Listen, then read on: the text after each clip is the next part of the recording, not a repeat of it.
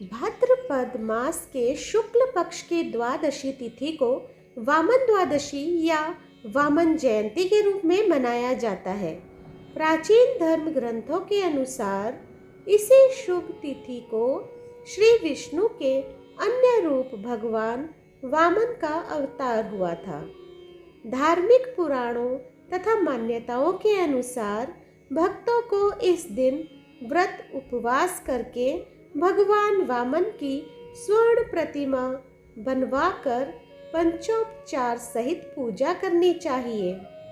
ऐसा माना जाता है कि जो भक्ति श्रद्धा भक्ति पूर्वक इस दिन भगवान वामन की पूजा करते हैं, उनके सभी कष्ट दूर हो जाते हैं। पौराणिक पुराणों में लिखा है कि देव माता अदिति ने विष्णु जी की तपस्या की। उनकी तपस्या से प्रसन्न होकर विष्णु ने उन्हें वरदान दिया कि वे अदिति के पुत्र के रूप में जन्म लेकर देवताओं को राजा बलि के भय से मुक्त करेंगे। एक बार दैत्यराज बलि ने इंद्र को परास्त कर स्वर्ग पर अधिकार कर लिया। पराजित इंद्र की दयनीय स्थिति को देखकर उनकी मां अदिति बहुत दुखी हुई। उन्होंने अपने पुत्र के उद्धार के लिए विष्णु की आराधना की। इससे प्रसन्न होकर विष्णु प्रकट होकर बोले, हे देवी, चिंता मत करो, मैं तुम्हारे पुत्र के रूप में जन्म लेकर इंद्र को उसका खोया हुआ राज्य दिलवाऊंगा। समय आने पर उन्होंने अदिति के गर्भ से वामन के रूप में अवतार लिया। उनके ब्रह्मचारी रूप को देखकर सभी देवता और ऋषि मुनि आनंदित हो उठे। एक दिन उन्हें पता चला कि राजा बलि स्वर्ग पर स्थायी अधिकार जमाने के लिए अश्वमेध यज्ञ कर रहा है।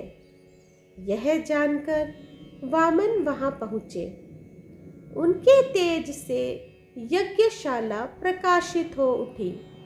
बलि ने उन्हें एक उत्तम आसन पर बिठाकर उनका सत्कार किया और अंत में उनसे भेंट मांगने के लिए कहा।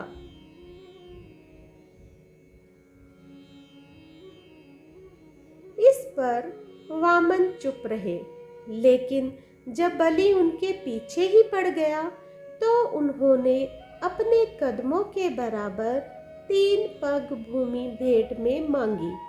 बलि ने उनसे और अधिक मांगने का आग्रह किया, लेकिन वामन अपनी बात पर अड़े रहे।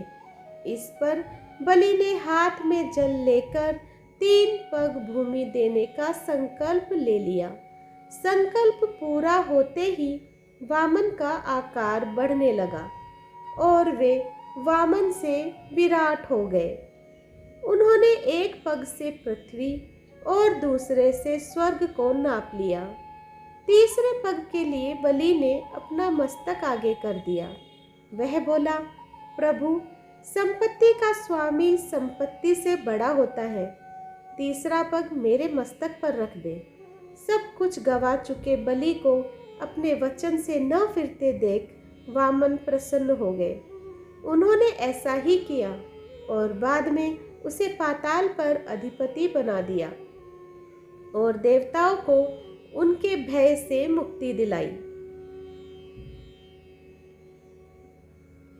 तो दोस्तों, आपको मेरी ये आज की कहानी कैसी लगी? अगर आप लोगों को पसंद आई हो तो प्लीज़ मेरे चैनल को सब्सक्राइब कीजिए, लाइक कीजिए और अपने दोस्तों और फैमिली में शेयर कीजिए। इसी तरीके से आपके लिए और भी मैं अच्छी कहानियाँ लेते आऊँगी। तब तक के लिए मेरे चैनल को सपोर्ट करते रहिए और देखते रहिए। धन्यवाद।